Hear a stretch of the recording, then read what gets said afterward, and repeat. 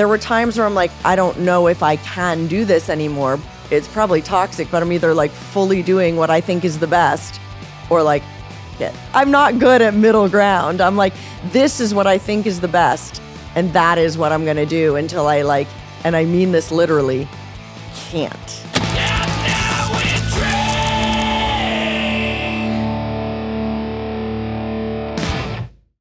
Cherie DeVille, what up? What up? You're dragging me out of bed. I know, you're such a night owl. Dragged me out of bed for this podcast. Like, I have been awake, I guess, a little over an hour now. Yeah, that's not much. No, not at all. And as you saw, when you walked through the door, I'm like, I need to eat. I haven't put food in me yet. Like, what time do you usually go to bed? Like 4? 4-ish, yeah. So, and I wake up at like 5. Yeah, just passing ships in the night. We would like see each other for like 1 hour a day. Yeah, exactly. Like, what time did I text you the address again? With this last night, I think. Wasn't it? Yeah. Yeah, no, I'm like, as I was. Probably when I woke up. Probably. Yeah, I sent that at a reasonable hour for me, 11:45 a.m. or p.m. Oh yeah, I was well asleep. Oh, I knew you were gonna be able to. I tried to be responsible. I'm like, I have to be up at a reasonable hour tomorrow, and I tried to go to bed at midnight. Yeah. But like, are you one of those people that keeps your phone near you while you're sleeping so like texts can bother you? No, I sleep in 100% sleep with do not disturb on. I have my phone in a different room and turned off. Like I'm just like, even like, because I'm a light sleeper, so even like a little buzz would wake me up. So I'm super guilty, and I don't know about you because you keep weird hours, and in some ways I keep weird hours. So I'm super guilty of waking up at like 5 a.m. and like starting to go about my business. And like I'm texting people at like 5, 6 a.m. and they're like, why did you do that? You woke me up. But I don't even think of that because like, why are you sleeping with your phone? Are we old? Do people like always sleep with their phones like on nowadays? I don't know. I used to. And then I had a friend who had a nasty habit of getting really drunk and drunk dialing in the middle of the night. Oh, yeah. And it's just like, all right, I need to put a stop to this. So I just got in the habit of sleeping with my phone on Do Not Disturb. And I've gotten to the point where I changed it so you can't even ring twice to get through my Do Not Disturb. Oh, yeah. Yeah. No, you're not getting a hold of me. Right. I have like, you know how you can kind of whitelist people on the iPhone? It's my parents. If you're not my parents, you're done. I have no one whitelisted. Oh, snap. No one. What would it take to get someone on? Now I kind of want to be on that list. What would it take to get someone on your phone whitelist? Like carte blanche, you can contact me anytime. Like who would that person be? Maybe a significant other. Okay, so you'd have to be like a month in, a year in, married. Probably married, which could be a week or a year in, depending on how like stupid things are going. You never know. Never know. But yeah, otherwise I'm not whitelisting you. Especially, I love you to death, but I'm definitely not whitelisting you. No. Because I will get the 5 a.m. call. We're the opposite schedule. I'd be like the worst person. Well, and vice versa. You know, even like 11:45, I'd be like, what the fuck? Yeah. Well, I just am like, I need to do this before I go to sleep because I may be waking up with such like thin margins of you being like, where the fuck am I going? Yeah, because I feel like, you know, I came from testing, so I wasn't at home, but it was like a 45-minute drive. You know, we're close, but not like super close with LA traffic. Right. And it's one of those things where like, you got to do hair and makeup. You're going to be up significantly before I am to do this show. Like, even if you were physically here, there's much more prep for you to get into this show than me. I literally rolled out of bed, showered, brushed my teeth, like jumped on a call real quick, and then walked out of my room and like, here we go. And here we go. And do you keep this set up? Because you podcast all the time. Yeah. Is this set up like permanent? It is these days. Yeah. Like one advantage of the last 2 roommates have been just like, yeah, I understand. I live in a podcast studio. Yeah. But there's plenty of other space. It's not like they live like in, you know what I mean? Yeah. And whatever, the previous roommates before that were all like, you got to break it down between each show. Can you imagine? Did you do that? Oh, yeah. This looks like it would take an hour to set up. About a half hour. Ugh, still. That's an hour extra. We were just talking about how neither of us have a ton of spare time. So that's every time you podcast, an extra hour or 2 of work. This is the 3rd podcast this week? Yeah. Yeah. Yeah. How many episodes are you on? Because wasn't I 100 or no? I was. Well, you've been on twice before, so I know, but I feel like one of the ones that I was on was some sort of like big, like really big number, but like an even number maybe. Well, so your last appearance was 302. Okay. And then 189. No, I'm wrong. See how wrong I am? Still. Like, That's a lot of episodes. Oh, the episode that dropped this week was 384. That's awesome. And then there's a lot in the can right now because I only release one a week. Are you up to 400? I know not released, but like in the can? Well over. Can I be 400? He's like, maybe. We'll see. I can always rearrange the order and push it. And, Using you. Oh, no, I'm down for it. I'm completely down for it. But the numbers are technically skewed because the original branding had 57 episodes. So we're at 384, not counting the first 57. So it's really 400 and, 430 something. You count them just because they had a different name. Was it a different format too? No. Same format. Original co-host, different name. That's a lot. Yeah, I've been doing this. It'll be 9 years in March. And it's also just like a testament to like your stick-to-itness, like your ability to be consistent. Because I know it sounds small, but I honestly like credit a lot of my success in the adult entertainment industry to boring things like consistency. So I always really respect anyone who can do that. Because you know how it is. Oh, yeah. Everyone has excuses and this and that. It's no small feat to literally keep doing something, on a regular basis, whether it's studying to get a degree, doing a podcast. That's what is success to me. Oh, for sure. And also, it's honestly easier in some respects at this point because in the early days, I had to beg and be like, please come to the show. Please come to the podcast. It's a thing. And now it's just like, okay. People reach out to me. All the publicists reach out to me. It's like, okay, at least the booking really comes off. And I was talking to another guest about this recently. It's just like the podcast is in a position now where it's like, if you aren't excited about being here, I don't want you on the show. No, you have plenty of other guests. You're at the point where all the publicists probably send you their list of people and you can pick who you think would be the most entertaining. They are literally pitching me on people. It's not even like, here's my list. It's not even like you pick through. It's like, hey, I think this person would be great. Can you have them on? What dates do you have available? It's not even like, your publicist did recently send out his list recently. But normally, like when he books people, like the last couple of people he booked, like this person's in town, like these dates, can you get them on? Yeah. Yeah. That's awesome. And it's just like when I talk to people at events and stuff like that, if they're not enthusiastic, it's like, cool, no worries. No worries. Yeah. Absolutely. Well, because some people like everyone has their own things they like and they don't like. Like I get anxiety when I go live on platforms, but I don't have any anxiety for podcasts.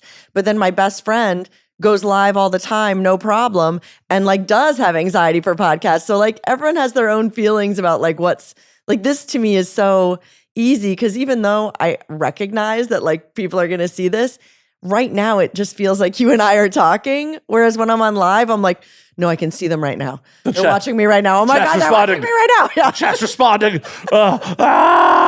Literally.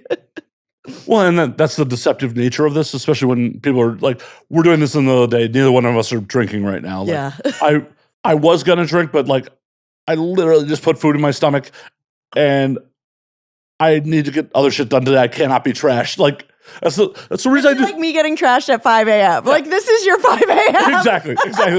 This would be some real, like, alcoholic shit. Like, yep, just rolled out of bed, just literally put breakfast in, let's have some whiskey. And I've done it. There's an episode that's going to come out. Also, actually, one of your publicist clients. Nice. That I got trashed.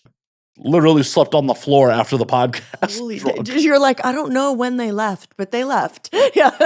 Yeah, it was literally one of those things where like I drank like I normally do and like didn't have enough of a breakfast. Yeah, it can hit you so differently. Or like I keep looking at this. Was it this? Was it the? Oh no.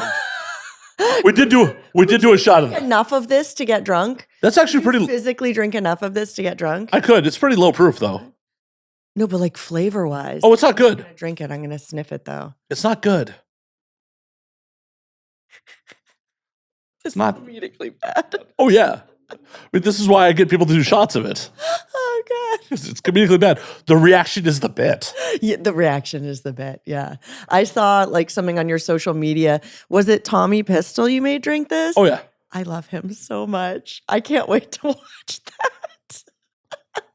Oh, Tommy's the fucking best. It was, yeah, he was just like, why? So funny. Just why? So many people are just like, take the shot. They're just like, why? Have you seen Tommy's puppet porn? I feel like I have, but it's been a long time. It's good.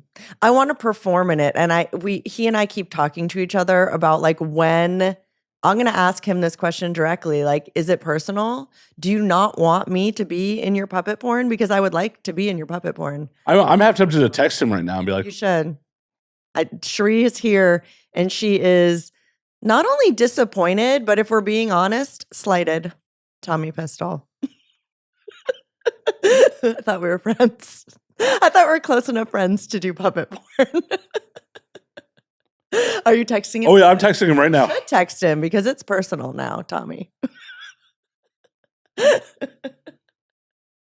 He's always showing me his puppet, but I never get to touch it. Ever. Ever. I just texted him, Cherie's here doing the podcast and wants to know why she hasn't been booked on your puppet porn. Literally. Like for content, for fun, just at my house one day, like with no cameras. Bring the puppets to me, is what I'm saying. Oh my God. Tommy has somehow unlocked the code to Cherie's heart. That's it. So many fans are going to become fucking puppeteers now. They're like, wait a minute, did she say off camera, no rate? Like, if there's puppets involved? I did say that. I just really like when a man can handle a large piece of cloth. I don't know. I'm not here to kink shame you. I am not here to kink shame you. That is not my jam. But whatever makes you happy. It would make me happy. Let's see if Tommy responds. I hope so. He knocks on the door halfway through the episode. We leave. Yeah, fitting ending. Just, yeah. I'm sorry it was a short episode, but Cherie went off to do some really weird things with Tommy's puppet, and that is not a euphemism. So in that vein, what other like weird shit do you want to do? Oh, God, I guess at this point, which is why we even started talking about puppet porn, there's so little weird shit I haven't done. And I love that I can say that. Like when I first got into the industry, there was so many things on my bucket list, like even simple things like a gangbang and stuff like that. But now, like if I think of it, it'll be like maybe a month until I'm doing it. Like if I'm like, what would be cool? And I make it happen for myself. Like that's the privilege of being in the position I am as, a performer and a producer for my sites. Like as soon as it comes, like I did that huge, you're a video game nerd, so Fallout, yeah. Right? So when the Fallout TV show came out, I figured this is the moment that I can share my favorite video game with the world. And, orchestrated this huge, actually 2 huge Fallout scenes, that ended with like, some, can we say the R word on this podcast? We probably shouldn't. We won't say it, but there was some consensual non-consent in this lovely scene that I did with a bunch of raiders and Kenna James and I as the Vault Dwellers, and it was lovely. But I guess my point being, the moment it comes into my head, like I'm going to do it. I'm going to make it happen for me. Here's one for you. Have you ever thought about shooting a complete scene like fully like on green screen sheets, like everything be a green screen, and just fucking put yourself into weird just places like having sex through space or some shit? Yeah. So there's actually, I don't know if I should talk about it much yet, but there's a new site that Holly Randall, one of my best friends and amazing people in the industry, is coming out with. And it's going to be that. It's going to be super virtual reality. There is going to be green screen stuff so that I can just come in my best cosplay and she's going to make it like beyond a reality for us. So yes, I have thought about that. I do have plans for that. It is in the works. Nice. I was thinking something much more low budget, just fucking make it weird. Just because they sell like chroma key green bed sheets and shit like that. Yeah. I literally just wanted to shoot like 2 people having like a normal sex scene on a completely chroma keyed bed, and then have the bed just be weird, like fucking space. You're in space, or like just trippy fucking like. I would do that. I did a bunch of green screen stuff for my Valley Boys pizza scene. I did an airtight, and a bunch. We had like flying cars and all kinds of stuff. So we did implement some low budget green screen in that, and it was very good. Nice. Yeah, but it was only for like spreading pizza all over our bodies. Unfortunately, we did not have the genius you have, and we should have also kept the green screen while fucking. You can. Well, I'm also curious, like how that would, because in theory it should work with like everything being chroma keyed green, but it'd be interesting to actually like in post like how that would turn out. I just kind of want to try it now. What do you think what should my costume be, and what should my green screen be? Because the first thing that comes to mind is like something with Star Trek. See, I don't know. I'm spitballing now. I was not even thinking costumes, like a regular old vanilla ass sex scene. Like Gonzo. Like we're just doing normal just a Gonzo scene and just like weird shit happening around. Yeah.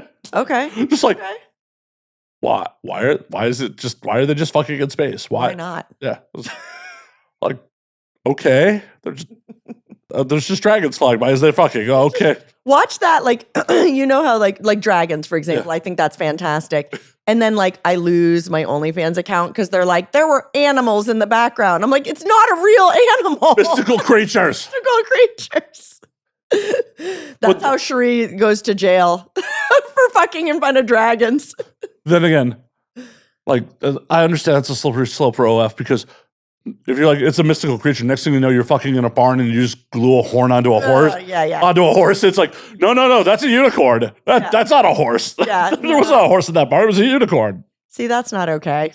It seems like a whole new meaning to donkey show. You know what I mean? If you're putting on the show for the donkey, I don't know. But this donkey has wings. Pegasus donkey. Well, it's one of those things like in real life sex, like, if you have a dog, like, do you lock the door and make sure the dog is nowhere near?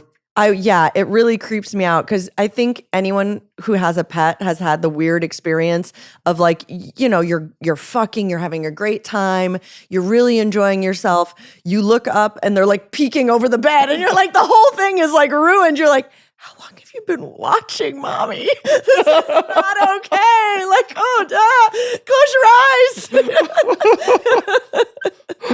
It's bad. Yes, it's very off-putting.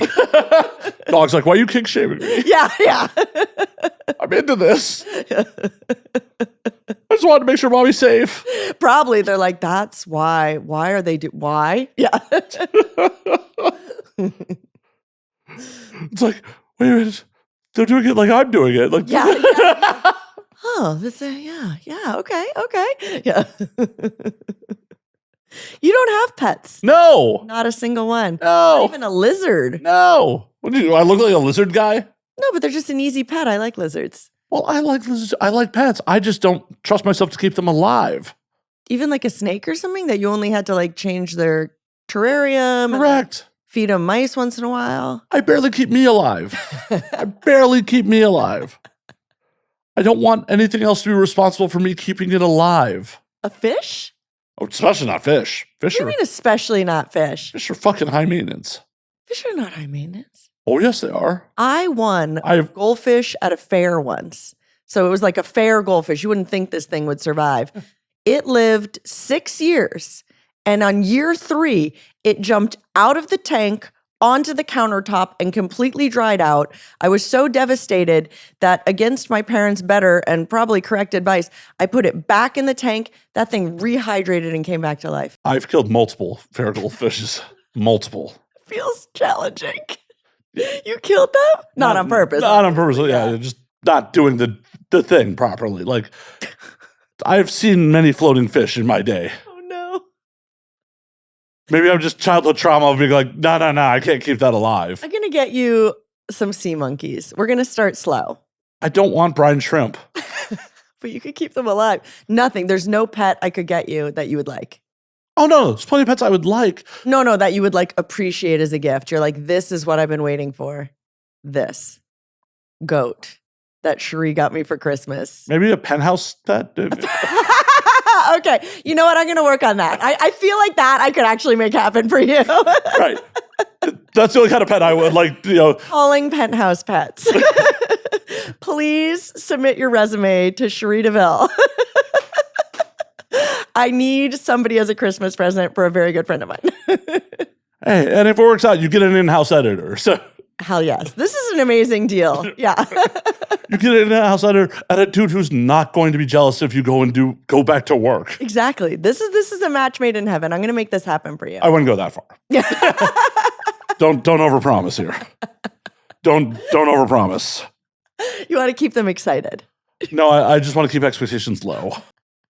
Oh no. As long as I keep expectations low, it's hard to be disappointed. Then you can always exceed expectations. Exactly. That's right. Because, it's like you still have to put up with that. I work 80 hours fucking a week. Mm-hmm.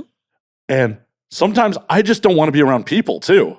Are you an introvert, would you say? I'm an outgoing introvert for sure. Yeah. 100% like, oh no, I'm doing things. But there's just times where I'm just like, I hate humanity. I want to just play video games by myself. Fuck. Such a mood. Yeah. And it's just like, no, I just don't want to be around people right now. Like, if I'm around people I like, that's cool. I'm down with that. But it's just like the bandwidth to be around strangers sometimes is just like, no, I'm cool. I really just don't want to be around. I don't want to exert the energy or the, like, hey, how's it going? Right. Because like, at least for me, when I'm around my people, I don't have to mask. Right. And when I'm around just the general public, especially like at like an industry event, when I'm expected to be Cherie, you do have to put on a mask, and it does take emotional energy and can leave you tired as hell by the end of the night. 100%. And it's part of the reason I stopped Twitch streaming as much as I did, because it's like, I realized it's like, oh, I want to play video games to decompress. And then I'm literally doing what I'm trying to use to decompress, but having to be on. Yeah. And wasn't making enough money from it to be worth being on my hobby, like on the thing I was using to decompress. Everyone asks me, oh, you love video gaming. You're like a real gamer. Why don't you Twitch stream? And that's the exact reason, because I like gaming. I don't want to stop liking gaming. And for me, being like on isn't as fun as just like, just like spaced out, doing my thing, not worried about like, are you being entertaining? Are you not being entertaining? Are you just staring at the screen? Yes, I just want to stare at the screen and play my game with my hair in a fun bun. And that's it. Right. Put your glasses on. Yes. Like you see me for D&D. Exactly. Just me. Yeah.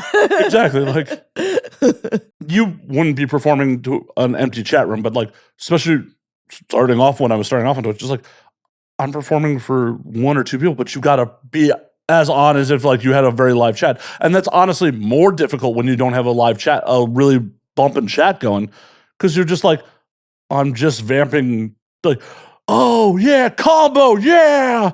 And it's like, no, yeah.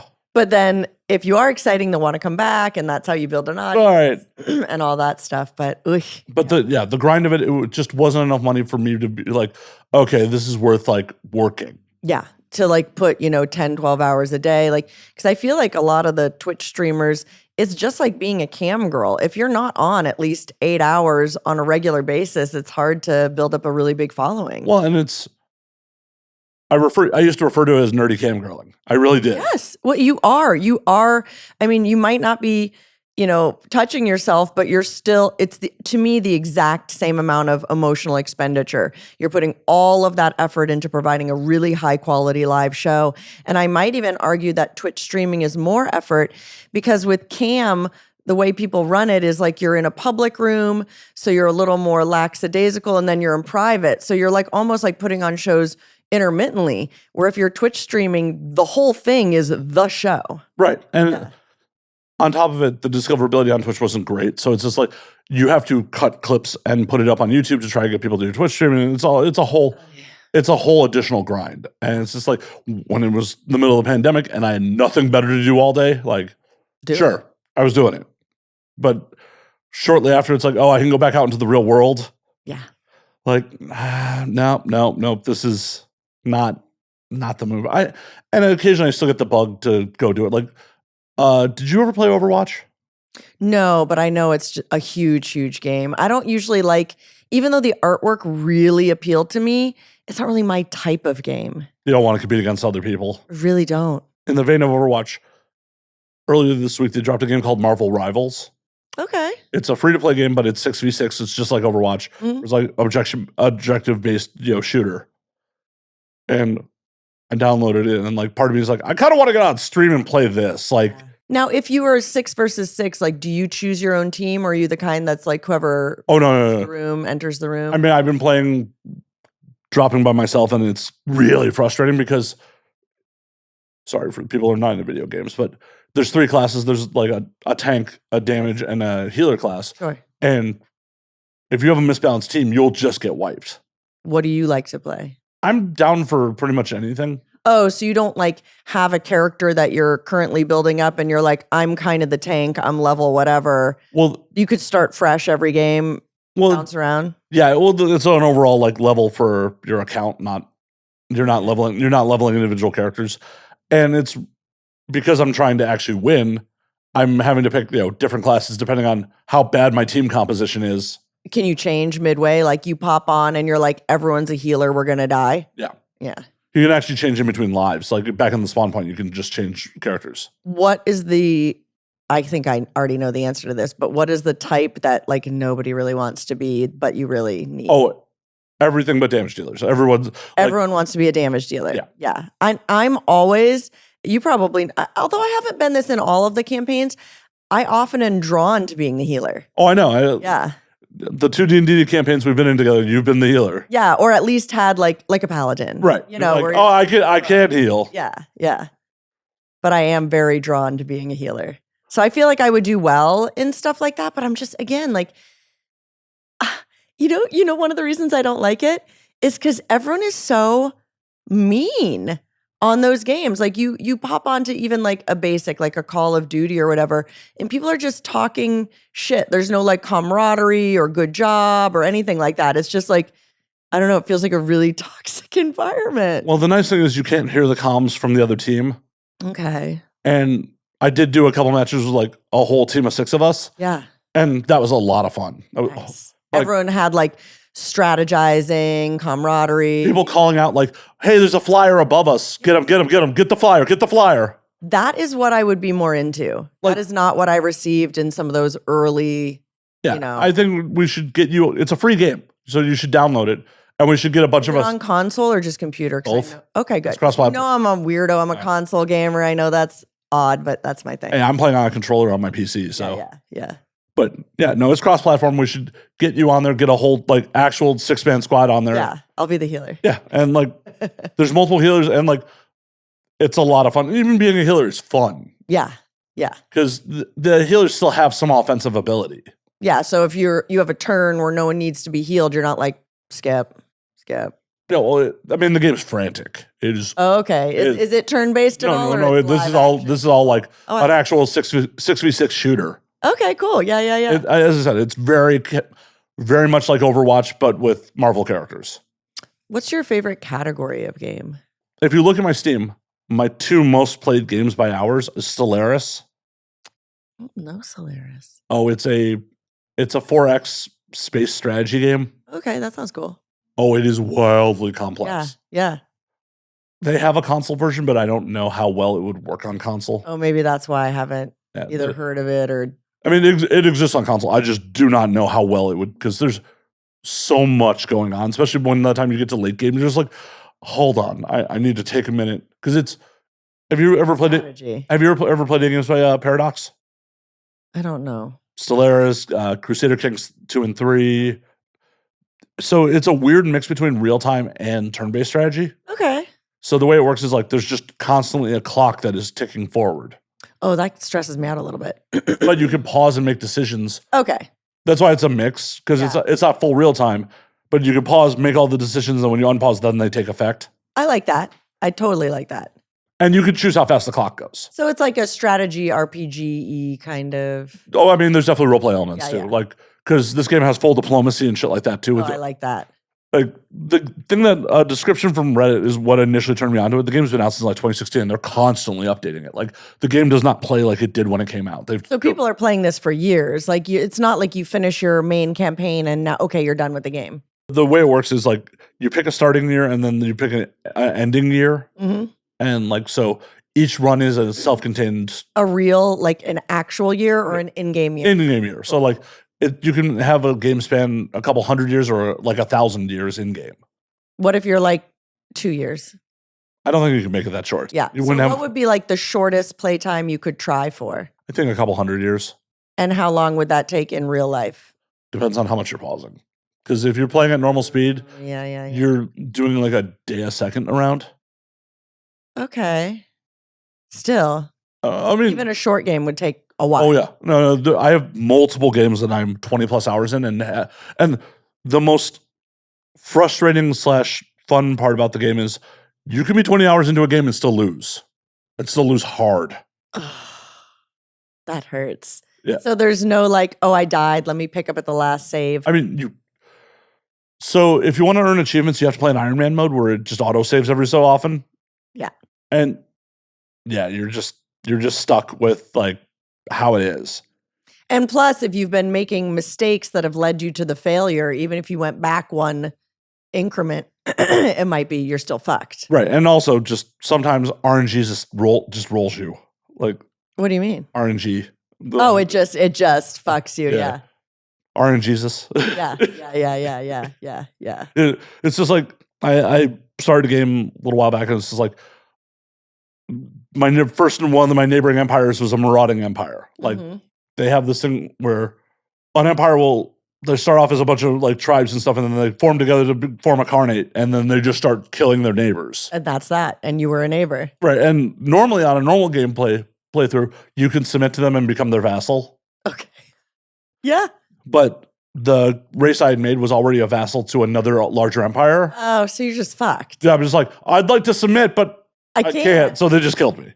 The game was over. After all those hours, but that's just one of those, you it's just control it. Yeah. Oh, boo. But it's so much fun. And like, what initially made me pick it up was someone on Reddit being like, so my race has made it to the singularity that we've all become machines, so we don't need food anymore. Okay. We went to war. We conquered an enemy, alien planet.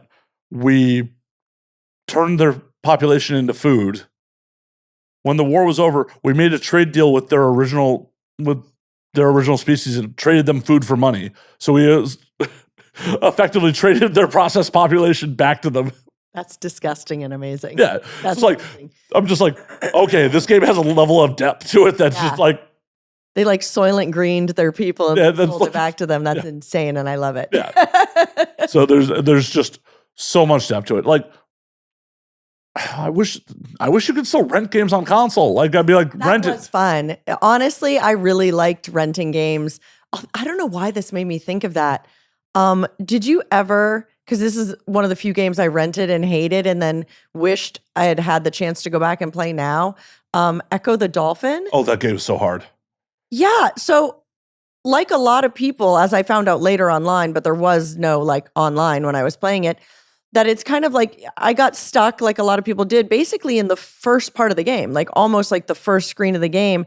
And there's like one little thing you touch that you can't even see and it like lets you pass. Like it's not that I was dying. I was just swimming around doing nothing. There were so many games like that. Like it was just like, especially if you didn't get an instruction manual from the Blockbuster, you're just like, no, you're lucky to get shit. You're like, I don't know what the fuck I'm doing here. Yeah, I spent, however long I had of the rental doing absolutely nothing, feeling frustrated. And then years later, probably seeing some Echo the Dolphin thing on Reddit and going, oh my God, I could have made it past this. And now like, I want that chance.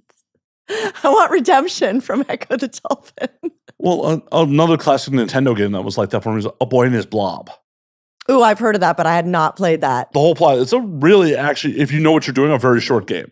It literally lasts as long as it does because there's really no explanation on screen. Like it's like an hour, like 10 hours. I could Google how fast people. Or like, is it one of those games like from back in the day that like there's no pausing? You either make it to the end or you don't. You know, like Mario, you're not like saving midway. You're just. So someone speedrun it in 1 minute and 54 seconds. Okay, so it is like if you have like hacks and warps and yeah. But you could even do it, say, just a non-speed run in 20 minutes. According to this, it's about 9.5 hours in length total.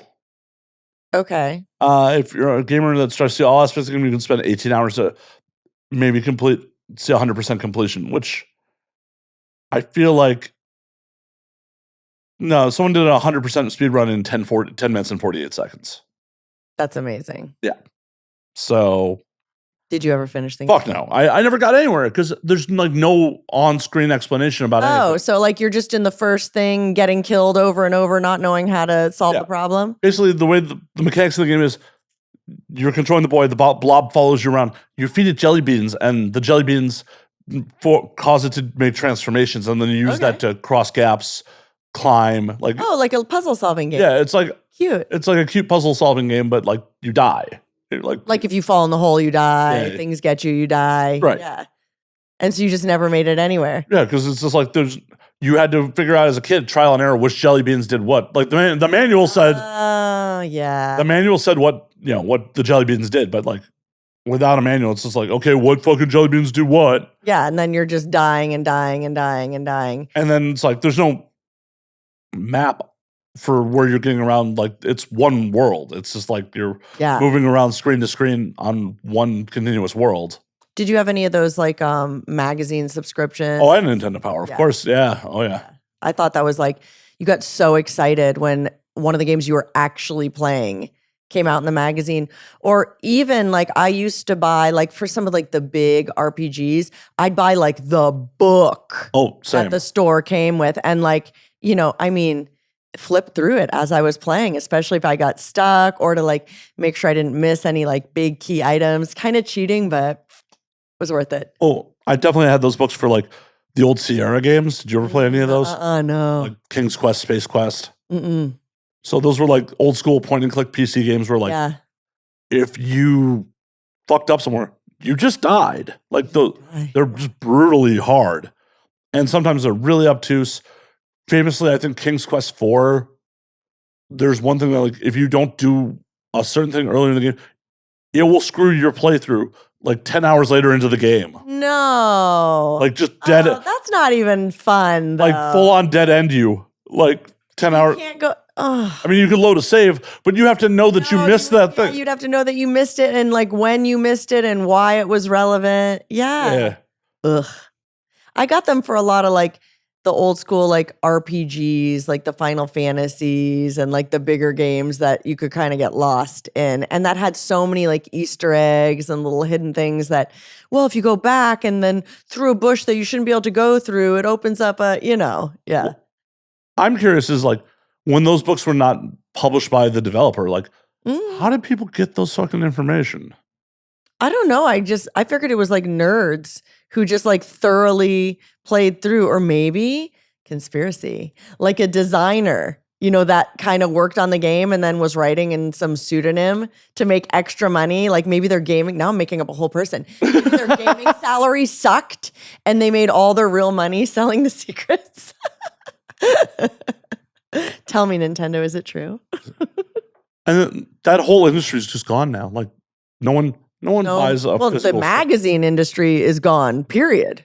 But it's not even, the magazine industry is gone, but like also just, there's still books out there, but no one's buying a book full of game tips anymore. Yeah, I feel like because I go to I still buy all my video games. Like unless they're on my wish list, I like to go to a physical store and support like actual like gaming stores, video game stores. So what I see in there more isn't so much like I'm going to like walk you through it. It's like, here is like the new Zelda, and then there's the collector's edition that sort of does have, a bit of a walkthrough, but it also has like a big poster and a bunch of stickers and like it's a hardcover. And so they still kind of have that, but it's not like it was. Yeah. No. In the late 90s, early 2000s, 100%, I would be in a Barnes & Noble like reading through strategy guides. Yeah. Yeah, that's the other thing. Like, you didn't kind of have to buy it if it wasn't locked in plastic. You could just be like, yeah. Oh, yeah. I mean, the amount of times in those days where I'd use a Barnes & Noble or a Borders as like basically just a fucking library. Yeah. Yeah. Well, because I think in a lot of like, I grew up in a city, so we had tons of amazing libraries. But I think for a lot of people, the prevalence of like Barnes and Nobles was greater than the prevalence of libraries in a lot of places. So why wouldn't you? Well, it's not going to give you reference materials, but if you're a gamer or you want magazines, yeah. Well, there's plenty of good libraries, but they didn't have the material. No, they're not going to have, the gaming stuff. Or the trade paperbacks of like collected edition of Marvel comics and stuff like that. Like that's honestly what I would. I wonder if there are like really cool libraries that like you can straight up like look through the card catalog and find, every Marvel comic ever, scrolling through. I don't know. Maybe there are. Now I'm going to look that up. Actually, I'm really curious. I'm sure modern libraries do have collected editions, like some comics. Yeah, like the trade paperbacks, like in those days, no, there was no way that like my local library had like the Onslaught omnibus of like the collection of all the crossover for that Marvel's cross series. Like just like it just wasn't there. So it's just like, and I don't feel like people respected it as an art and a form of literature like they do now as well. So maybe some libraries would just be almost like too snooty. Do you think they actually respect it now? Do you actually think like yes, as like a money making thing? People respect, superheroes and comics as industry, but do you think people really respect it as art these days? I mean, maybe it's just me being in this culture, but I feel like it's really different from when I was a kid. Because when I was younger, it was almost seen as something that it was for children. Like even if an adult got it, that would be kind of weird because it's for, the thought was this is almost like a toy. Right. But I feel like now, all of us that grew up with it are adults spending real money on it, really, and then even making it into movies. Like, I feel like our whole generation has sort of been like, no, this is the type of literature that a lot of us are consuming. We can call it a graphic novel. We can do this or that. But like, I think it has pushed it at least into the realm of like good fiction. For sure. I have found as I've gotten older that I've steered more away from like the Marvel and DC mainline stuff.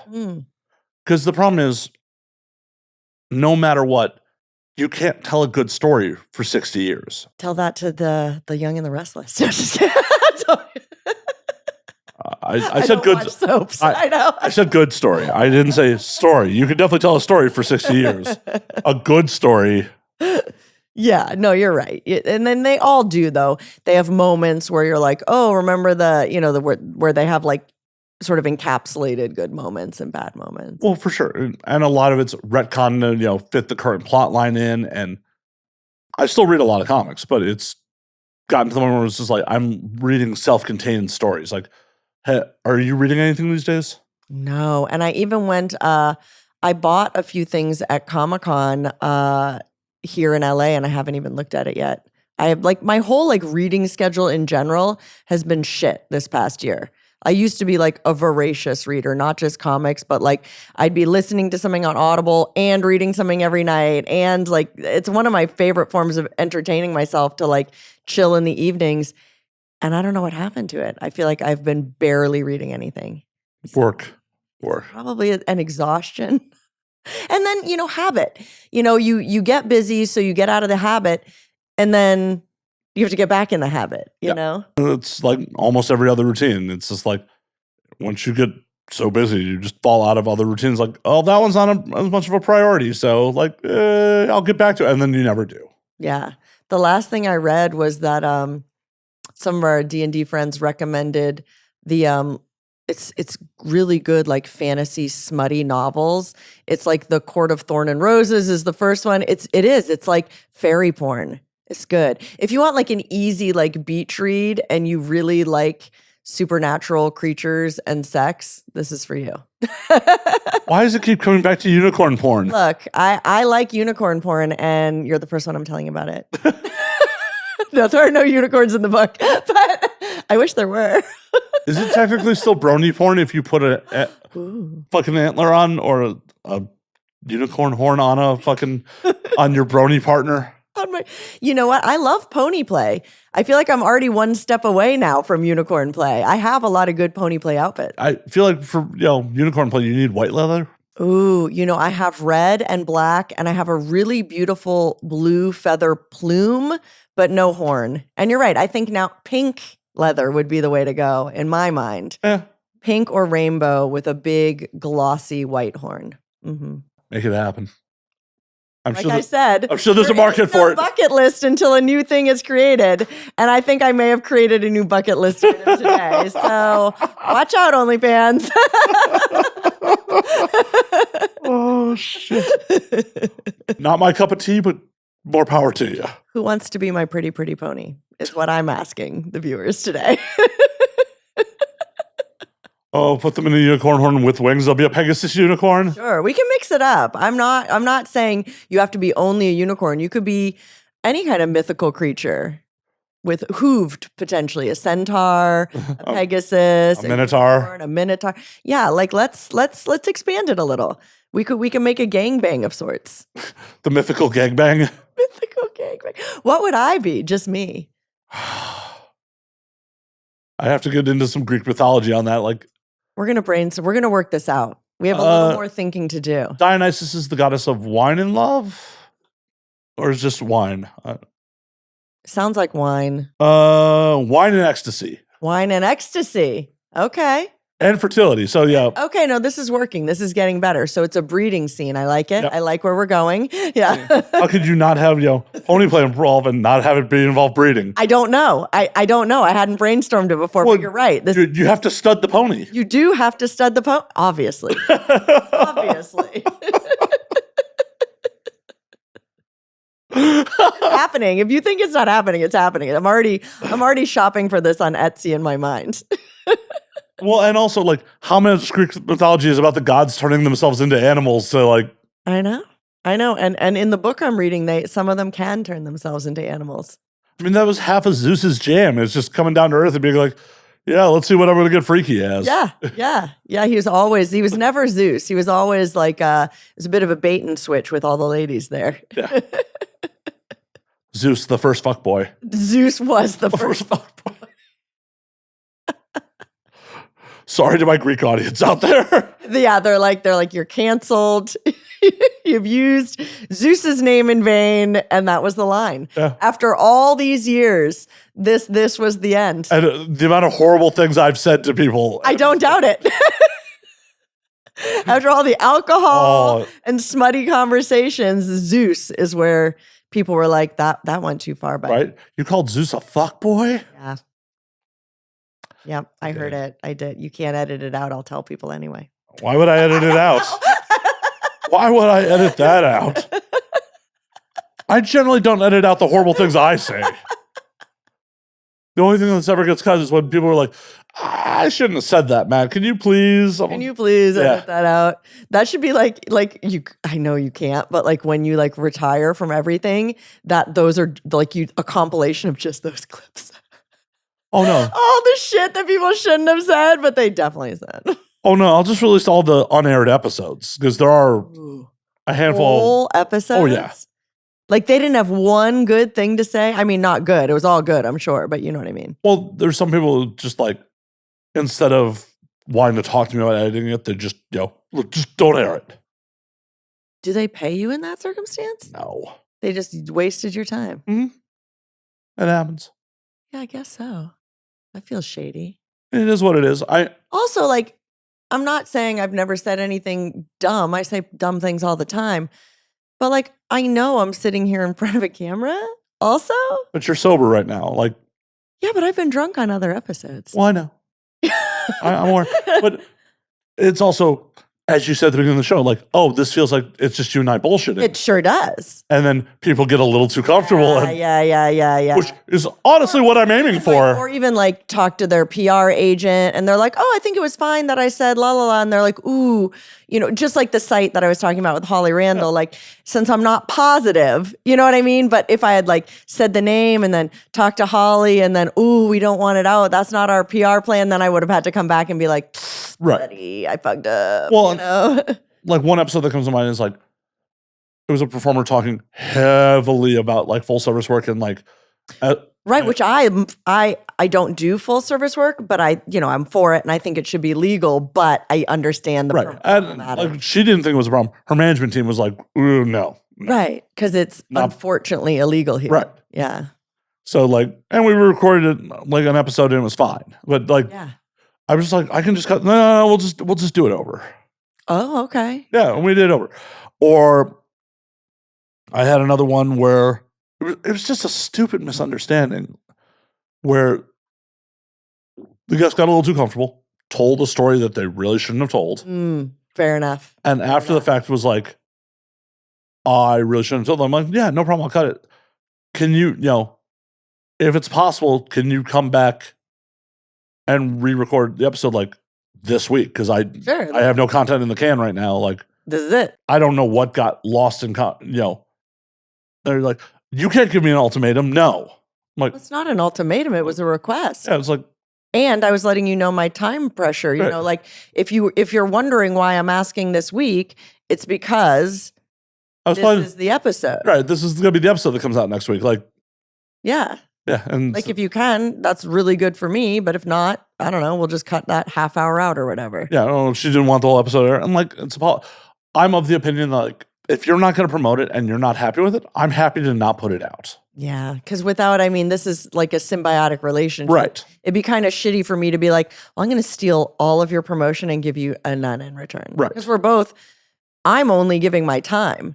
You are giving your time now and later and all your marketing now and in the past. And do you know what I mean? Yeah. Like the list of what you're doing is long. The list of what I'm doing is singular. Right. Yeah. And you see my clips. I do try to like mostly put guest forward clips out. Yeah.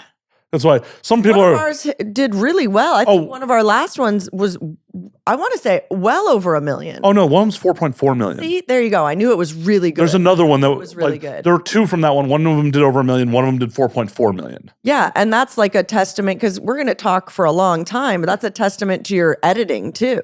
It's not just, oh, haha, guest said something interesting. Like you edit it with timing, you edit it with interest, you've picked a good spot. That takes a long time. Well, and some of it's just dumb luck.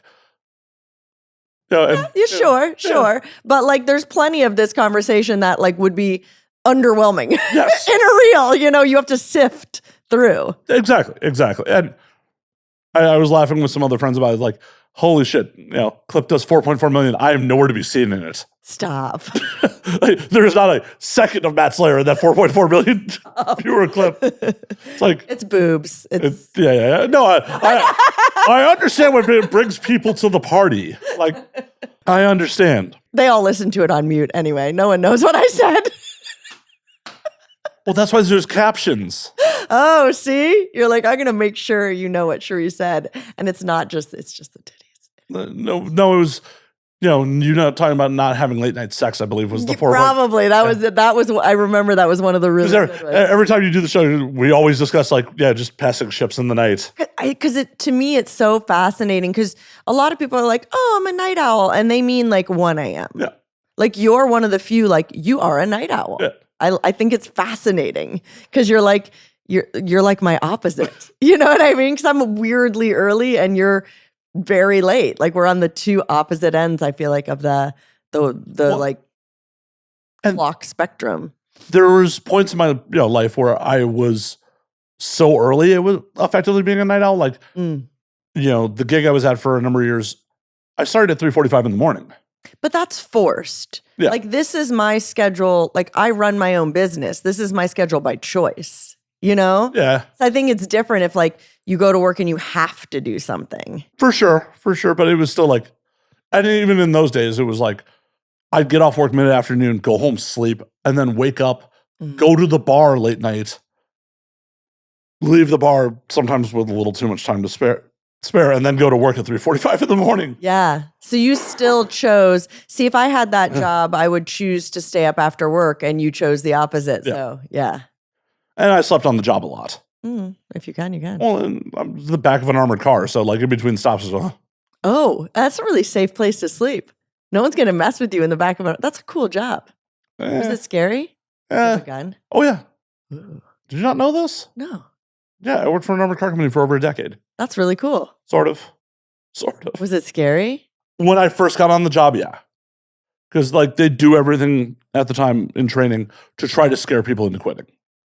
What do you mean? Oh, they're like, oh, you may get, there's a likelihood that you will get robbed, you'll get shot, you'll get killed. Jesus. They tell you horror stories about people getting shot and killed on the job. Why would they tell you all that? Do they don't want people to work there? They don't want people that can't hack it to work there. That's fair. That's fair. Yeah. Like, they would rather you quit before someone else's life is potentially on the line. Yeah, no, that's true. Did you have anything? What's the scariest thing you had happen? I almost shot a guy in like 05, 06 coming out of a grocery store. Why? This fucking dude ran at me, gray hoodie, hood pulled up, hand in his front pocket while I was coming out with the money. So he robbed? No, he ran at me. He didn't rob. But no, like, so you were like parked in front of the grocery store to get the money. I was coming out with the money. So you were on foot. And he ran after you. Ran at me, like. Oh my God. Sorry, I've told the story actually fairly recently on here. Oh, sorry, yeah. No, you don't know. Yeah. But I was coming out of the grocery store, and I saw the car, saw the two guys looking at me, talking. I'm like, this ain't right. Pulled my weapon, kind of hid it behind the money bag. As I stepped out into the street, the guy in the passenger just bolted at me. Gray hoodie, hood pulled up, hand in his front pocket. Like, if his hand had come out of his pocket, I would have shot him. Good on you for having the fortitude to not shoot him right away. Oh, no. To even have a criterion of when because to me, he's running at you like, it's too late already. Like, good on your nerves to be like, nah, I'm going to wait until. Oh, no, this is super fucked up. I didn't shoot him because he was Hispanic. I'm like, if I shoot an unarmed Hispanic man, I'm going to prison. Yeah. Yeah. If he's unarmed and just like out for a jog, I know that wasn't the case, but yeah. Like, I'm not a cop. Like, I don't have qualified immunity. I'm just going to fucking prison. Yeah. For murder. Right. So, God, that's stressful. If he just didn't have a gun then, what happened? No, he saw the business on the mine and kept running. He ran right past me. And literally, he closed distance fast so that I could say, stop or I'll shoot. Yeah, he was running at you. The only words I got out of my mouth in the whole engagement was, you stupid motherfucker. Yeah. That's all I got. And so you were assigned a gun, so you were allowed to kill people. In defense of my own life. In defense of your own life. How about in defense of the money? Because that guy might have just wanted the money. How do you decide? You decide in the moment. Ooh. What we were always told in training was, the money's insured, you're not. If they have you dead to rights, and you don't think they're going to do any additional harm to you, just give them the fucking money. Yes. Now, if you think they're going to do additional harm to you, well, defend yourself. Yeah. But how do you know? You can't know until harm is occurring. Right. Well, that's why I'm sure most people just want the money. Well, I'm sure too. Because the ones where they want the money and don't want any resistance, they just shoot you from behind. Yeah, like you won't even know. Like, yeah. The couple of people that had been killed on the job were like shot from behind from a do not pay phone as they went into a place. Right. They didn't even know it was coming. Right. It wasn't like, give me the fucking money. It was a bam, and then run, and then take, and then leave. Right. Jesus Christ. And then that's why it's fucked up. I never used to wear body armor on the job. Why? Because, it's really uncomfortable. Kevlar is super uncomfortable. Yeah. Especially like getting in and out of a truck 50, 60 times a day. Mm-hmm. Like, because that's how many stops I was doing, 50, 60 stops a day. Trucks often didn't have great AC too. So it's just like, Kevlar's heavy. It's wrapped in plastic. So it's just a weight on your chest that you can't. Well, I knew it was heavy. I didn't know it was wrapped in plastic. Yeah, the plates are. So you're like wearing saran wrap on your body. It must be very sweaty. Yeah, it's horrible. Ugh. It's horrible. Why the plastic? I don't know. It's just how it is. Well, I guess Kevlar doesn't work as well if it gets wet. Really? Yeah, I believe it. No, I believe it. I just had no idea. Does it like change into a different substance when it's wet? I guess it doesn't work as efficiently because. Interesting. The way Kevlar works is like, because bullets are rifled and are spinning, when it hits the Kevlar, where it spins, it causes the Kevlar to tighten and kind of catch it like constrict it, like constrict it like a catch. Right. So if it's wet, maybe it doesn't constrict as well. Yeah, maybe, or slippery or blah blah blah surface. Well, yeah. But either way, yeah, the plates are inside plastic. So I'm sure you weren't alone. So is it common for people just be like, I cannot wear this body armor? Well, a lot of guys like. I had one too. Like, you'd wear an exterior carrier that was just 2 pieces of Velcro to take on and off over your head. Okay. So a lot of guys, like, if you had any downtime in between your stops, would just take their Take arm it off. off. Yeah, take it off and put it on. I just stopped wearing it because I'm like, well, if they see I'm wearing body armor, that just encourages them to shoot me in the head. Well, that's also true. They're like, I can't aim for the body, so then you're going to get your knee or your head. Right. Or my groin. My groin. Yeah. Not my groin. Yeah.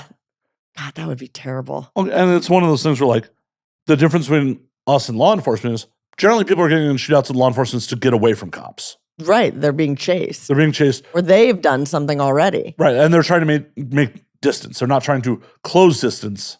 So, yes, having body armor is great in that situation as someone is trying to flee from you and shooting at you. Yeah. But that's because they're shooting wildly. This would be someone purposefully coming after you. And ambushing you for the money. Yeah. And even with law enforcement, it's been proved plenty of times, like, if law enforcement gets ambushed, they don't do so great either. Yeah. Like, there's those horror stories, like, a couple of years ago, like, a couple cops got ambushed, like, while at a donut shop, like, eating lunch or something. Like, it's just like, yeah, at point blank range, when you don't see it coming. Right. You're not ready for it. Right. Yeah. Mm. I'm like, I just don't want to encourage someone to get shot. Shoot me in the fucking head. That's very, very true. Like, I want to be comfortable. I just don't want to. Is that why was the guy running at you why you quit? No. I was there 10. That happened in 2005. I officially quit in 2014. Oh, not even that long? I mean, it's a while, but not like that long ago. Yeah. No, like, when I moved out to Vegas for adult work, I transferred my job out to Vegas. Like, I was still. You were doing both. Oh, yeah. Yeah. That's like me in physical therapy. I did both for a long time until I was like, nah, I think it's time to. Well, for me, it was just like one of those things where, like, I was really burnt out because the last, like, 3 or 4 years I was traveling full time for them. So I was like out of state? Oh, yeah. Weird. I went from training people to, like, being mid-level management in that time. So, like, they used to have me travel to places to train people on ATMs and shit like that. Yeah. And then I got sent to Miami shortly after moving to Vegas to train people on ATMs down there, and then like how to take the money out, how to service them. Yeah, like we'd taken on Bank of America down there, and they had like no ATM customers at that point, so I got sent down there to. That's weird. What do you mean? That branch didn't have a contract for ATM customers, so. Well, there you go. So they did a lot of training, and then once I was down there, like upper management was like, "Oh, this guy has a working brain in his head." And then they just started sending me to places to help turn around underperforming branches. So it's like, would do that during the weekend. Company policy is you could fly home on weekends. That's nice. So I would just fly to my roadie gigs on Friday night. Yeah. Go to some strip club, go back. Yeah. Hop a plane from my roadie gig to, like, or because I was in South Florida for 6 months down there, like, drove up to like Exotica, or was already in town for like Exotica Miami. For the big conventions, you're like, I know somebody's going to need help. Right. Yeah. Like, and it was nice when I was in South Florida already for a little while there, because it's just like, oh, well, Miami's just there. Exotica Jersey and 11, like I was actually working in Baltimore at the time. So just like reasonably convenient. Yeah. I just drove up for the gig. Yeah. It's wild. Like I did a little bit of feature dancing and I went to one Exotica, and even though I liked the gigs, having that much cash that you just now have to like travel with is terrifying. Well, that's why you hire a roadie. Yeah. But I just, especially with the Exotica, I don't think I realized how much cash I would make. And while that's great, I'm like, so do I put it in my backpack? I think I ended up one time I put a bunch of cash in my backpack and went on a plane with it, which is probably ridiculous.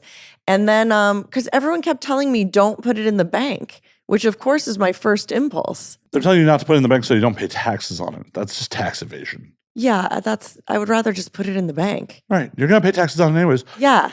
So. Yeah. It's crazy. Yeah, no, you should have just put it in the bank. I was like, this feels very dangerous. This feels like a very bad idea. Right. And the only reason you wouldn't put it in a bank is like that your bank wasn't available.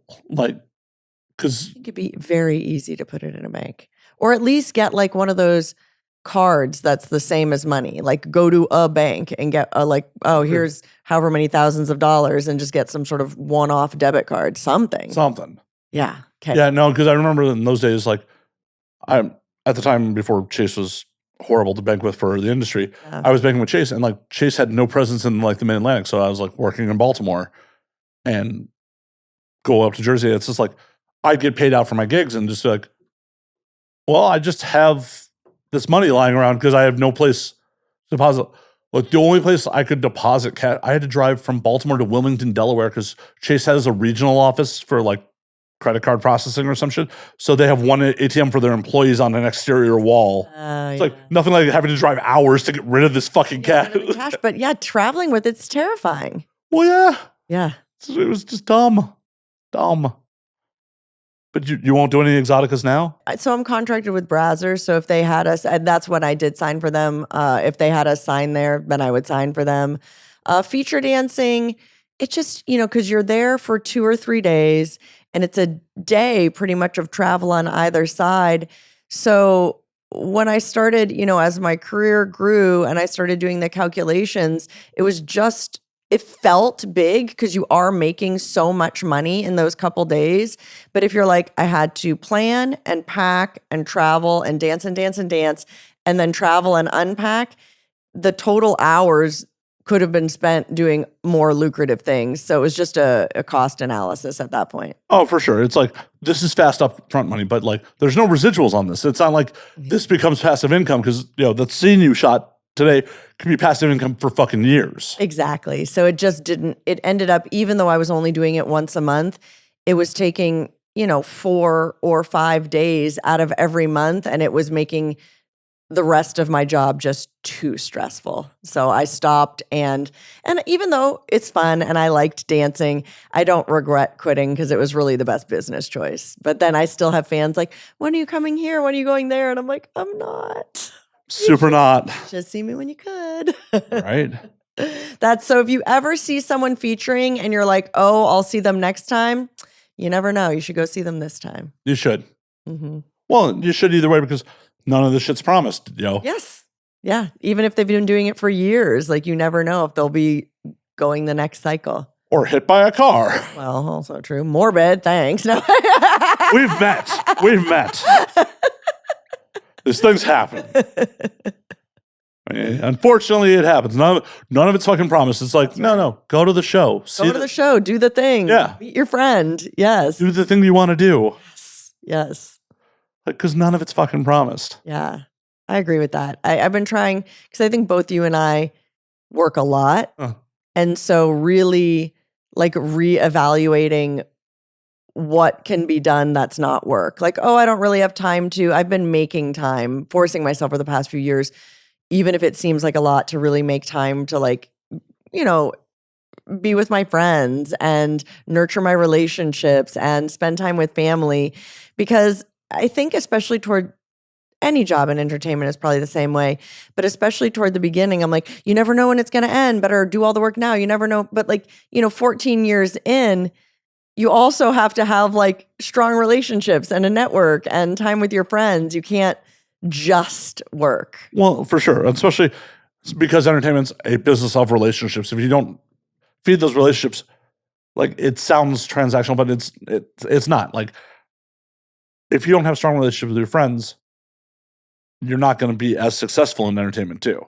Well, I think in any business, like it's great to be good at your business, but in sex work and probably all entertainment, if you don't have a good group of people to bounce ideas off of and to support you and to just, be your people, I think it's lonely. I think it would be too hard. Well, it's definitely lonely. It's just rough because especially in the type of entertainment we're in, the turnover's so fucking big.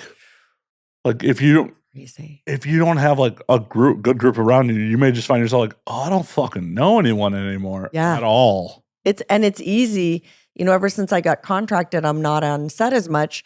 And for my own projects, I just hire my friends. So they're the people I already knew. So I go to the parties and I'm like, I don't know anyone, and it's not because I'm like, I just haven't met you. Like you could have been in for 4 years, but I meet so few new people now that I feel a little out of the loop. Yeah, it's not like you're, oh, I'm Cherie DeVille. Like, no, not at all. I'm just like, haven't been on set enough to meet people, and I don't go on my own. Like, I post on social media, but I don't consume it. So like, I'm just out of the loop. Yeah. I know. Like, you and I were just bullshitting at the Xmas party for like the little bit of time you were there because it's just like, I don't know anyone. You're just like, oh, Matt's here. Oh, cool. Oh God, thank God. Yeah. Like, I think I was introducing you to people. Yeah, I'm like, oh my God, you do because you have the podcast. Yeah. You meet a lot of people where unless like I get hired with someone new, which happens, for Brazzers, I don't meet anyone. Because like even if you're on my site, you see that it's a lot of people, but it's the same OG people that I've known and I'm comfortable with and I've worked with 100 times. And yeah. Yeah. So yeah, it was hilarious. And like, have you met Cherie? Have you met Cherie? Yeah. Someone say hi to me, please. It's a weird feeling on my end. It's like, you're Cherie DeVille. I just know a lot of people because of this podcast. But I feel like I'm like looking in from like a bubble. Like, hi guys, hi, I'm still here. I didn't retire. Oh hi. Yeah. I swear I didn't retire. I swear. Hell, they read your nomination like 5 minutes after you walked out the door. Yeah. Well, also again, early bird. Yeah, I know. I'm so tired. I can't do it anymore. I'm like, I'm just starting to get going. Just warming up. But like, even on those days, because I'm like, I have the whole day before the party. So I had like a whole day before the party. I was already tired. Yeah. Yeah, I just was like, had to run a couple errands, ate. Yeah. Like made myself pretty and then went to the party. I'm like, this is my day today. And I had to be up early the next day for a shoot. So yeah. No, I slept the fuck in the next day. When I can and I have an industry event, I like to schedule the next day or at least morning off, but it doesn't always work. Well, also, AVN and XBiz does dirty, like night-to-night parties. It's like... It used to be, and I mean, you've been even longer than I have. Didn't it used to be like 2 weeks apart? Uh-huh. Yeah. What happened to that? I guess one of the other company figured, well, everyone's already flying in for this party, so we might as well... But the parties aren't both in LA. One's in Vegas and one's in LA. For the actual conventions. That's like irrelevant. Oh yeah, for the non-parties, fine. I can understand that. But for the conventions, even just in terms of like getting a head cold, it's really, really hard to be around 3,000 strangers a day and not end up with a head cold. And now that the conventions and award shows are back to back, I feel like everyone is just like even more ill than they used to be. I feel like, because traditionally, AVN was the same week as CES, which was the first week of January. Yes. And I feel like XBiz at one point was in February. Yes, they were at least 2 or 3 weeks apart for a while. Yeah. I don't know why. I don't know why XBiz moved up. It might be because they rolled out with Miami and then they're just like, they want to have more of space between. I don't know. I'm curious though, because it makes it hard not just to not get sick, but every month I have a certain amount of things that need to get done. Our content schedule, we're all websites. It's like a little hamster wheel. Like I need to do X number of shoots with partners. I need to do X number of solos. I need X number of social media days and computer days and meetings days. And now 2 weeks of it, 2.5 weeks of it is taken up by convention. And it makes the beginning of that month tough. Yeah. For anyone who's really putting their heart into it and not just saying, oh, well, I won't get it all done. Like, I'm going to get it all done, but it's going to be grueling. Yeah, I do not look forward to seeing you like at the end of those 2 weeks. And even then, I can only afford to take 3 days off afterwards. And one of them's the driving day. So. Ugh. But that's where it's at, I'm really glad and blessed to have my own production company, but like, I don't disappoint my fans. Like, it's not that I don't want to disappoint my fans. I just don't. I've just decided that this is the content they're getting and I will fucking figure it out. You know what I mean? Yeah. Well, like the podcast, like you just make a choice and you do it. Oh, yeah. Yeah. Oh, no. I've literally sacrificed personal relationships to get, shit out. Mm-hmm. Yeah. It's crazy, but like it is that level of commitment though. And then your fans and your listeners know that they're going to get what they came for. Oh, yeah. Do you ever go, And just, in a moment of like, was the juice worth the squeeze? Is it really worth it to, be this entrepreneur, I'm either doing it and I'm all in or I'm not doing it. So no, only because like I've decided, like even in my Snapchat years, I mean, that went on for many years. I did a live show every day, period. I mean, of course I was sick during that time. I went through loss. I became ill. I had 2 major surgeries. Like they would have never known, Almost go on. Yeah. And again, like there were times where I'm like, I don't know if I can do this anymore, but that would be it. It's probably toxic, but I'm either like fully doing what I think is the best or like, fuck it. You know what I mean? Like I'm not good at middle ground. I'm like, this is what I think is the best. And that is what I'm going to do until I like, and I mean this literally, can't. Don't want to. Like physically am not capable of doing it. Don't wake up in a bad mood or not feel like it. Like if I can physically stand, it's going to be created. Hell, you don't even really need to physically stand. I mean, you can lay there. See, exactly. That's what I'm saying. Like, just have your assistant carry you on the set. Mo, help me. Mo, okay, just put me there. Okay, cut. Mo, can you put me into doggy? Put me somewhere else. Help. Yeah. Hilarious. Just you becomes the pillow queen. It's not even pillow princess. Not even pillow princess. To be a princess. Not even pillow princess. You're such a pillow queen. Like your staff has to put you in each position. That's a good scene. There's 2 scenes I've now thought of in this. One scene is going to be some weird pony play with mystical creatures. The second scene is going to be the initiation of the new website Pillow Queen, where Cherie DeVille does nothing but lay there. Like your assistant picks you up and like places one of those wedges and then puts you over it for doggy. Watch this be my $1 million idea. You're going to get kicked. You're going to get a kickback. Okay, cool. I have a feeling this is going to be big. It also, goes into some free use kind of. Yeah. Well, and like my scenes, I'm always doing like the most. Like I'm always like, just like contextually as the MILF, like running the scene verbally, telling people what to do. So like it would be so the opposite of everything else I've ever done. It'd kind of be awesome. Well, but you'd still be telling everyone to do is like, put me in doggy. I'm going to wear a crown then. Okay. Yeah. So it's almost Pillow like, queen. Like I'm like a dominant force doing nothing. Right. Okay. Yeah, no. It's completely. Service me. Yeah. It's service me vibes. Yeah.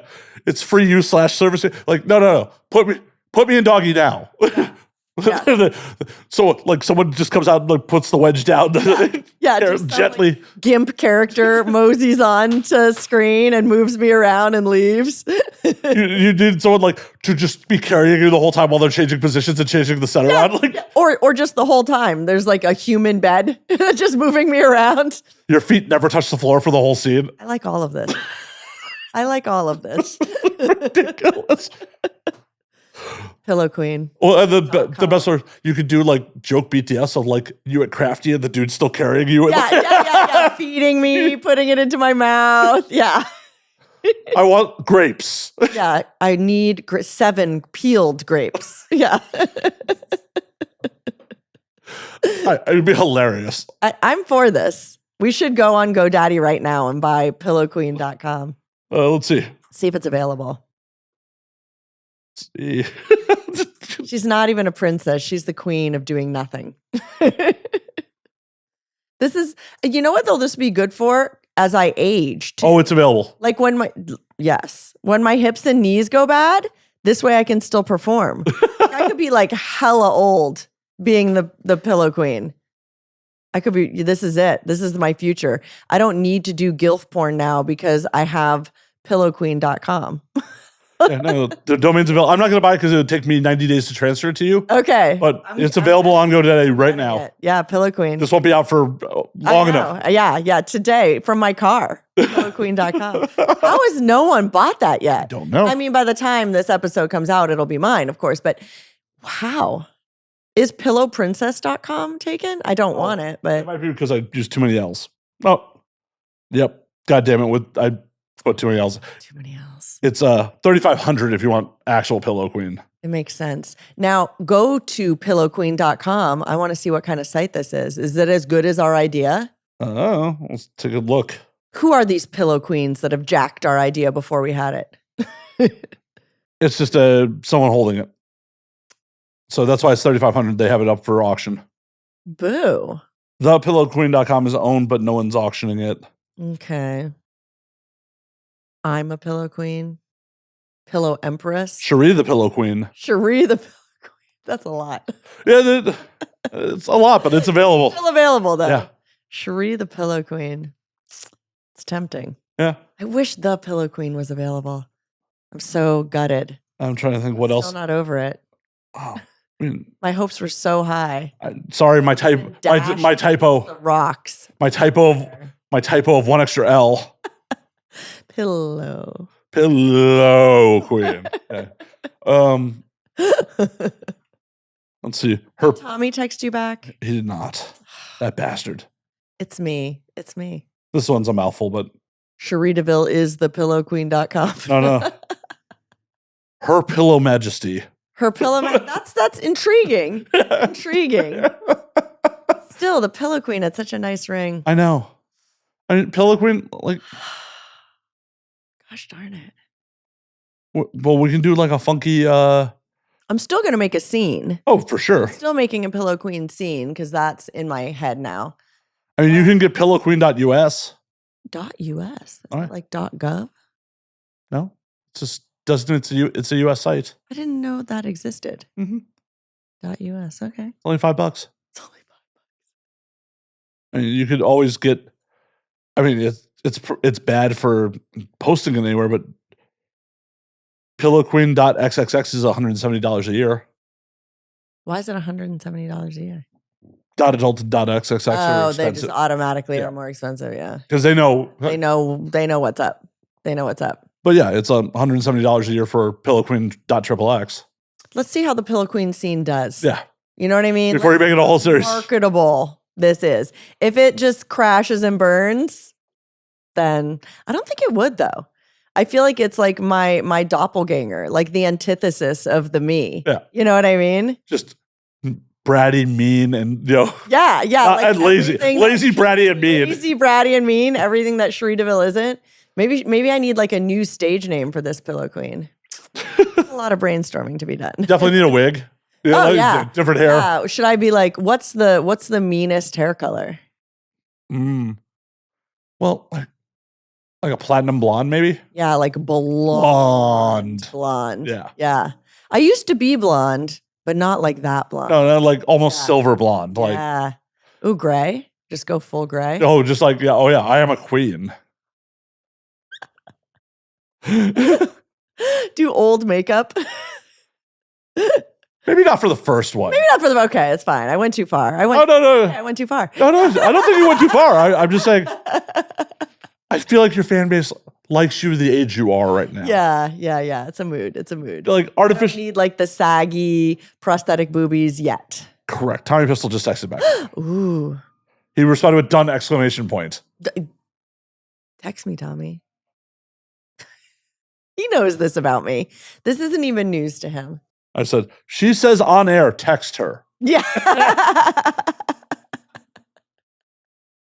He knows how I feel about puppets. Yeah. Like, will you be an extra in the puppet movie? Sure. See? Good. I will bring my AVN nominated ass. Yes. Yes. And so, my one other claim to fame is, my best non-sex performance. Yes. Nomination from 18. So yeah. I will have. What movie was that in? Jews love black cock. Jews love black cock. Mm-hmm. Is that a Joanna Angel? Oh, of course it is. Of course it is. Okay. I didn't even know. Like, I didn't have to ask. I had not heard of the movie, but immediately that had Joanna written all over it. I love Joanna. Speaking of Tommy Pistol, the only reason I got the role is because Tommy's not a Jew. She wanted to cast anyone in a Jewish role as actual Jews in any of the Jewish roles. Yeah, that makes sense. Like, so Tommy not being Jewish is the only reason I got the job. So Tommy's not Jewish, but he's in the movie. No, he's not in that movie. No. Oh, okay. So it was going to be Tommy, but they found out he wasn't Jewish. No, I mean, she knows he's not Jewish. He's not Jewish, okay. But it would have been an easy Tommy Pistol cast as the rabbi if... It would have been. Who was the rabbi? Me. So you were the rabbi. That's excellent. Yeah. excellent, excellent, excellent. Hell fucking yes. Yeah. Hell fucking yes. It's basically a porn over. Like giving like advice to the Jewish people as the rabbi. What was your what were some of your lines? Well, it's basically Fiddler on the Roof as a porn. I've never seen Fiddler on the Roof. Well, all the girls in it are my daughters, and like Joanna's playing a matchmaker. Oh, so you're a rabbi with a bunch of daughters, and you want Joanna the matchmaker to match them up with good quality Jewish boys. I think I was cool with them being matched up with, Not with non-Jews, a rabbi? I don't know. The storyline's falling apart for me. No, just kidding. Just kidding, Joanna. Yeah, I only had like one scene in the whole movie, but it was good. It was fun. Still very good. Still nominated in 2018 for best on stage performance, and that's the year I went up on stage dressed as a rabbi. That's amazing. You've never seen that footage? I was probably there, but I don't recall. Yeah, 2018. I was there for sure. At the award show, you were definitely there. Yeah, I was definitely there. You definitely during my tenure. Okay. You definitely watched me bomb in front of the whole industry. It was no, but we might not have been like friends yet, so maybe I didn't you know what I mean? Like there's so much going on, and then it didn't stick for some reason. And what do you mean bomb? I doubt. I bombed. I bombed. I don't think so. 100%. It was the weirdest bombing ever, but I bombed. What'd you do? Well, they announced us winning best comedy. That's great. And I went up on stage expecting to stand up there with the rest of the cast. Yes. No one else went on stage. Why? I don't know. Were they did they all go take a piss together? What happened? I don't know. Joanna didn't go up on? She eventually did. She was all the way in the back. I was third row center. Yeah. And I stand up to give. Got up there first. I was standing to give a standing ovation. Diesel goes, "Dude, you're in this movie. Go up." Of course, you need to go up. Yeah. So I go up. In my mind, I would calmly walk to the stage. The footage from Showtime shows that I ran on stage dressed as a fucking rabbi. But once you're out of your seat, you do have to kind of hustle up onto the stage. Otherwise, you look weird. Why are you going so slowly? Yeah, no, I hustled onto the stage. They hand me the trophy. No one else comes up. And Abella Danger, who's in the movie, is in the front row, and I'm staring daggers at Abella as I'm just diarrheaing into the fucking microphone. And she didn't come up either? But everyone's probably waiting for Joanna. You know what I mean? Because, once you went up, they're probably just well, where's Joanna? Well, I even said into the mic at the end of my bullshit, where the fuck's Joanna Angel? Where's Joanna Angel?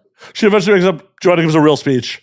We go backstage. Joanna was a little pissed off at me at the time. Why? Because I feel like she felt like I stole her thunder in the moment. She was cool, oh, later on, yeah. 48 hours later, yeah. She was cool. I ran into her on Sunday, and she's just I saw the footage. It's actually pretty fucking funny. Yeah, plus you were honestly trying to just kill time. Oh, no. What else were you going to do? I planned to go on stage and stand in the background with the rest of the cast. Because as we've all done, when some project you were a smaller player in, you're just you're there and you're well, hey, guys. And also action and every other main category, the whole cast went on stage. They always all go on stage. Right.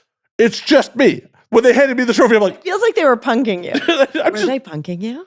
I don't know. But literally, as I'm just Shalom, Avian, we won. I'm staring at Abella. Why are you up on stage? You fucked in this movie. Why are you not up here? Why? Yeah. Jennifer White, I know you're here somewhere. Why are you? Help me. Why are you not on stage? Yeah. I was planning to stand in the background and just sit there. Just be coolly dressed as the rabbi. Yes. Right. And that would have been such a mood to just randomly have a rabbi on stage while Joanna gave a speech. Right. Yeah. Instead, it's me standing behind Joanna as she gives a speech. But thankfully, Showtime cut the fuck around me. Oh, zoomed in on her? Well, so on the Showtime, that was the first year AVN was live, streamed live. Oh. So a bunch of people saw me. For real. For real. Yeah. Burning Angel's PR or social media girl texted me what the fuck was that? Right, but I mean, they should have been on stage faster. Well, it wasn't a what the fuck was that in a angry tone. It was a what the fuck was that? Yeah. So my friends are oh my God, I can't believe that just happened. Yeah. But on the Showtime rebroadcast, they show me running up to stage, and then it cuts to Joanna coming to the stage, me handing her the trophy at her speech. Oh, that's nice. Yeah. Oh, that's funny then. That turned out really good. Oh yeah, no. In post, I was terrified when it came out. I'm just I don't want to relive this. Yeah. So I did not say anything of note, and it was such a weird bombing because I'm just diarrheaing into the mic, staring at Abella. Right, just hoping that someone will come save you. But also what else were you supposed to do? The alternative is to just stand there quietly. Right. Stand there with a trophy like. Which is weirder. Right. So there's no, like once no one is like coming up on stage with you, like it's not your fault, but you were kind of like fucked. Yeah, I just kind of ran with it. Right. And as the other reason it was such a weird bombing is a bunch of my friends are giving me standing ovations as I'm just diarrhea. Everyone's so excited because they're your friend. Yeah. They're like, he's on stage. Like fucking Slayer, yes! Exactly. It's just like, this is so weird. Like, because I'm like, I have nothing prepared for this. No. I wasn't planning to give an acceptance speech. We're 100% sure it would win and you would win. You still weren't prepared to be the one giving the speech. Right. Yeah. And the irony of that was, I was doing this live from AVN all weekend. Yeah. And it was the last year I did this at AVN up until 22 because you only get people for like 10 minutes tops. So like, yeah, it's a short. For what I was doing for content that year was like asking people what their acceptance speech was if they won.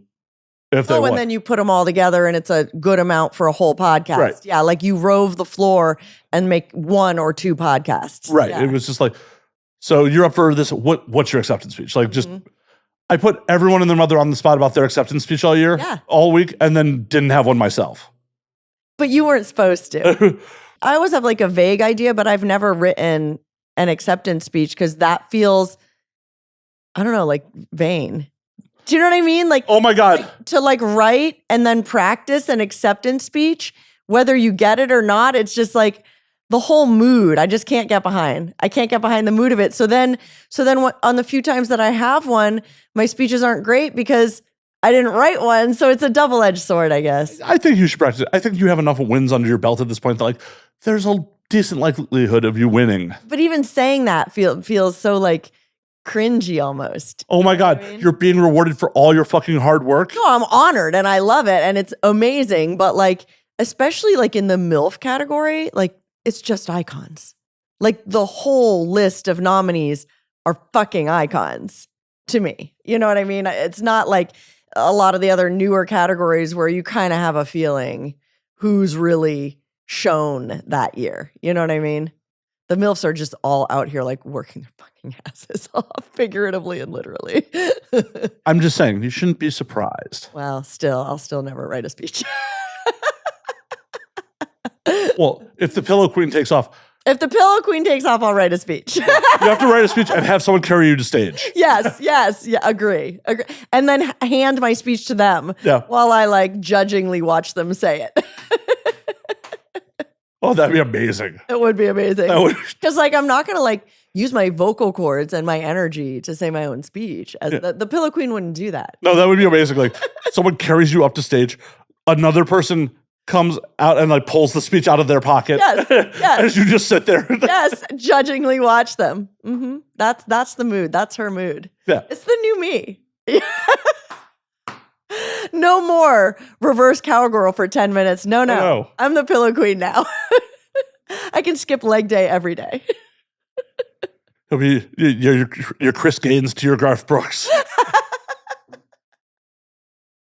This is me now. Yeah. Oh, I would pay. My career just got so easy. Everybody.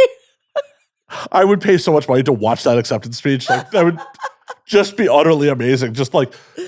Because you got to, like, whoever carries you to stage has to be, like, some really jacked dude, like, in, like, a Chippendale type outfit, like a bow tie, just. Yes, with, like, gold panties. Yeah. Yes, of course they do. Of course they do. They've also been used several times as a stud in my pony play experiments. Oh, my God. And then just, I don't know who the right visual person to read your speech is. Ooh.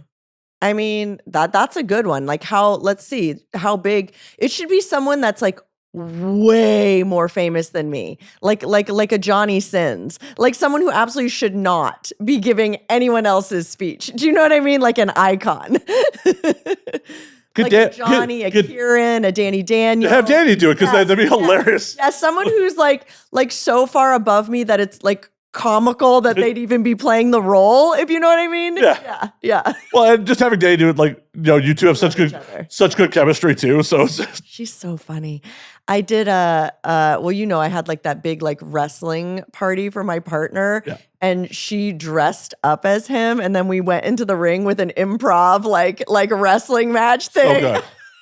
It's such a good time. That party was so amazing. Like, it was a good party, right? I had a good time. As I've said on air without you here, like, no notes. No notes.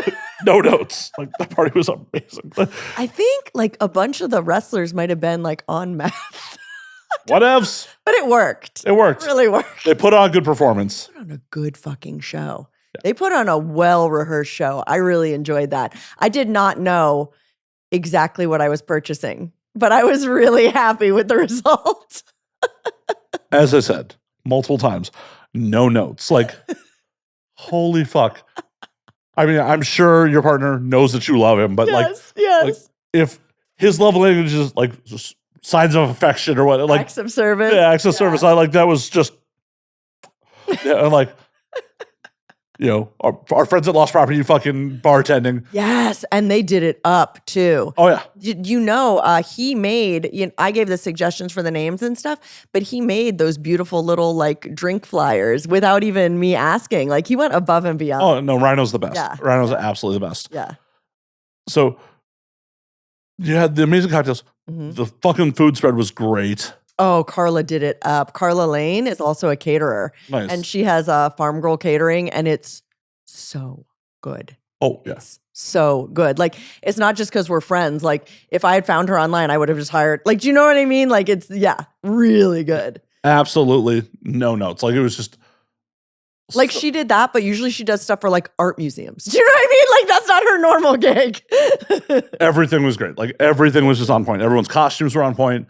Like, it was such a good time. The other thing, like, the guests did it, too. Yeah. Like, the guests came prepared. Like most people dressed up, which I love. I was one of the few who didn't. I was like, okay. When we were like, Matt, what's your costume? I'm like, I'm a wrestling fan. Yeah, why not? I'm like, in retrospect, I should have stopped and gotten like a sign, so I could have held up like a sign during the matches, like as fans do it, like Raw and shit. Oh, yeah, that would have been funny. And I also but I ended up putting it kind of like in the back room because I really liked the venue. But I kind of organized it poorly in hindsight. I had the step and repeat in the back room and the whole wardrobe rack with all the extra costumes for anyone who like didn't bring one that just wanted. Oh, I didn't know that was back there. Right, but I don't think anyone did. Because I feel like there would have been people who would have just grabbed like even like an accessory or something, but it wasn't well placed. Yeah, it wasn't well placed. You know what? I would have never known, and I still have no notes. Absolutely no notes on the party. Like, I don't know if I can say this online. If you have to cut it out, I get it.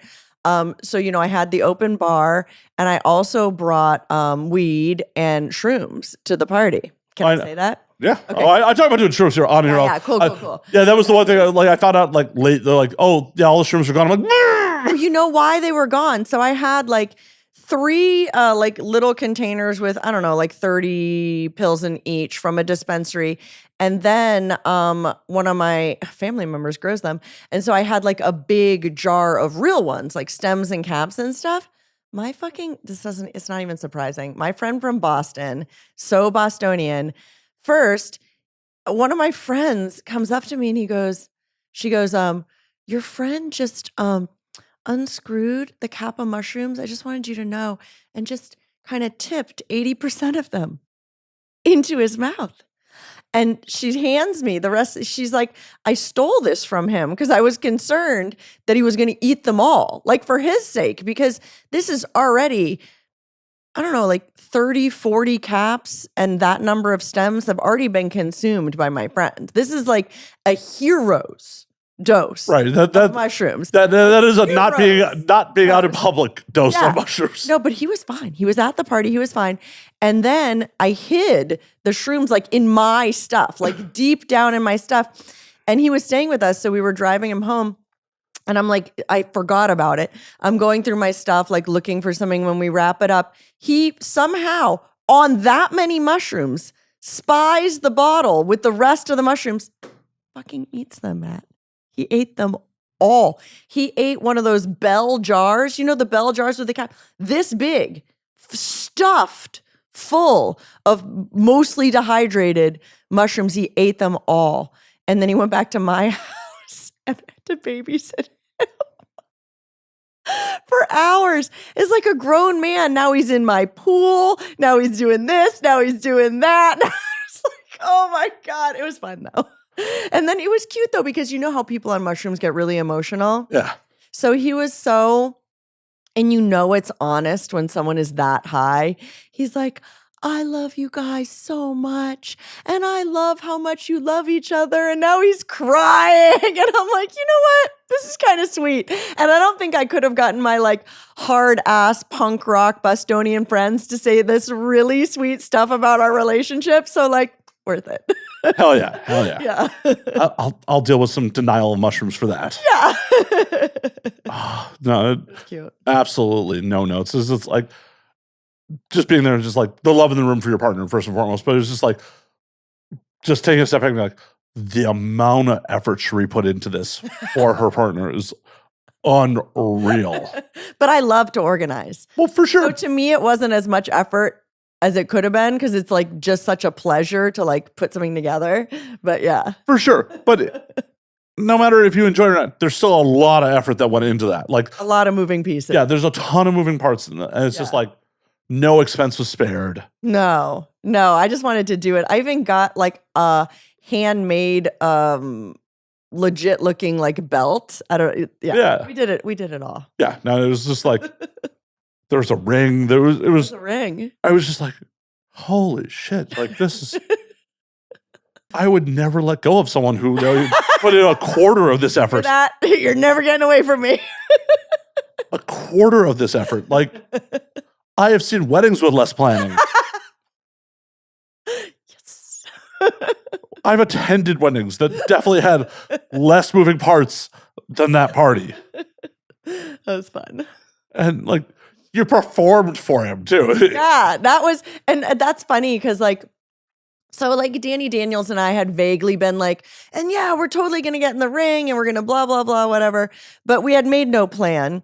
And then, we'd both been drinking. And so I go to her, I think we should do it now. I think now is a good time for our performance. And she's like, I'm like 5 whiskeys in, Cherie. Like, I can't go in the ring now.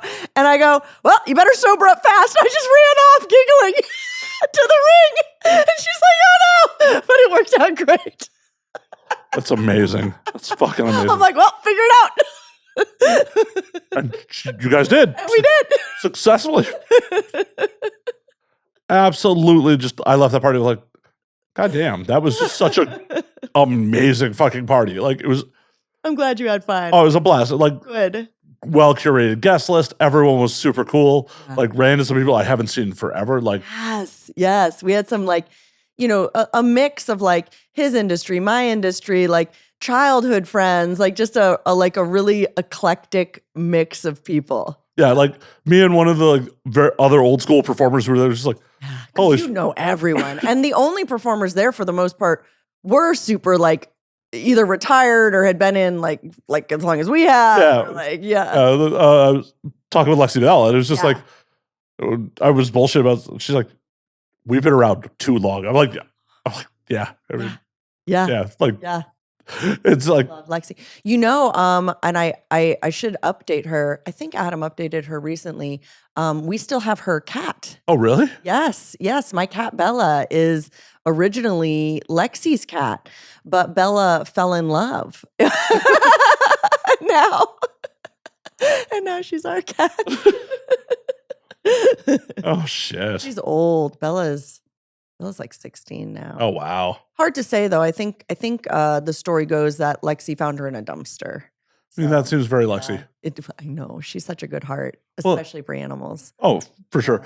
Also, a lot of people don't realize that like she was very punk rock in her youth. Yes. Yeah, because her adult screen persona is like blonde and cute and teen, and you know what I mean? But like she has a fun history. She has some music knowledge. She has, she's just like a really like kind and quirky and smart and like surprisingly well-rounded person. And also a feisty individual at times. Yes, but like in a fun way. Oh yeah. Yeah. I joke she like legitimately kicked me in the head at like Exotic, an after party at Exotic Miami in like 2012. Like just kicked you in the head. Yeah, just like we were just like head kicked. Like, okay, I got it. I'm being a dick.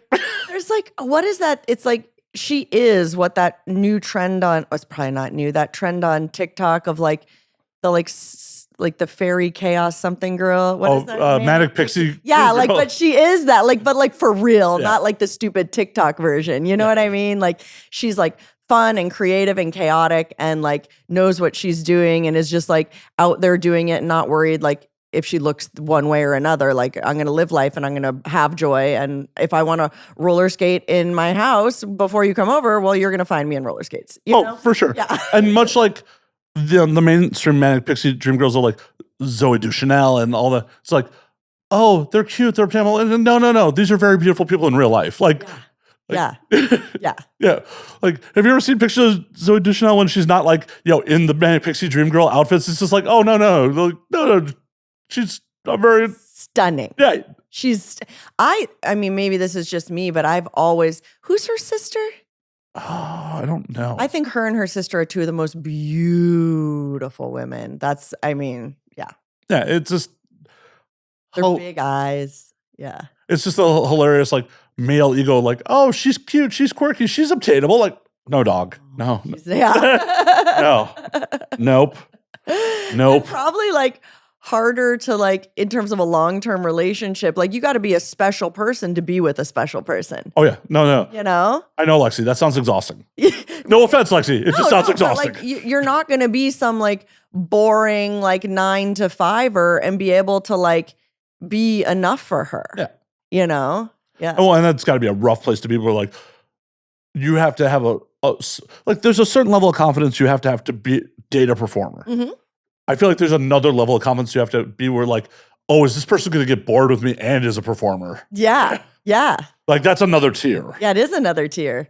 Or even just like you've been thrown from your like boring life into like it's 3 a.m. and they're waking you up for like sex and the fresh cookies they made. Do you know what I mean? Like they're just doing whatever they want at whatever time of day. Like no one is waking me up at 3 a.m. no one's waking me up at 3 a.m. I don't care if you have cookies and dick. You know? No one's waking me up at 3 a.m. I'm awake. Like just bother me with the cookies. Just give me the cookies and suck my dick. Right. Like, I will provide the dick. Thank you for the cookies. Like yes. We're already good. You don't have to wake me up. Trey, I hate to do it. I feel like we can keep going, but you got to be out of here in like 10 minutes. So. Oh my God. I thought only like a half an hour had gone by. No. This happened last time too. It does. It's how this goes. That's unbelievable. Yeah, it happened sober too. Believe it. I know. Okay, bye then. Well, no. We're going to call last call. Oh my God. We're going to call last call Okay. before you get out of here. Tell them where they can find you on the things, where they could hopefully find the Pillow Queen by the time this drops. Everything. So I made my own little link tree and it's CherieDeVille.com. So no matter what's going on, no matter how many new websites like Pillow Queen I purchase, you will find them on CherieDeVille.com. Well, and as a little encouragement to have Cherie use Blue Sky a little bit more, you can also find her at CherieDeVille.blueskyverified.social. I am verified. I'm like one of the few lucky people to be verified on Blue Sky. But I think it's important because we were talking about that before. For us performers, there's so many scammer accounts. And not only is that bad for our business, it's bad for our fans. So since Blue Sky doesn't have the check mark, I did do the Blue Sky verification so that my fans know they're talking to me. So they don't get scammed out of money. You know what I mean? Oh, yeah. Because as I've said to other people, it's big business to catfish you.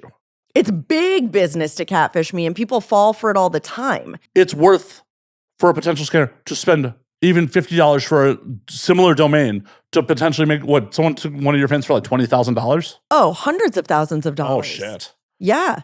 And you'd think, because I'm now verified across all platforms, that's the way if it's me, I'm verified. If it's not verified, it's not me, period. It's really that easy. Yeah. Well, sure, we'll do this again soon. Hopefully. Thank you, yes. A point where we both could drink again and yes. Not busy with other shit we got to get done. Yes. But until that point, drink up, motherfuckers.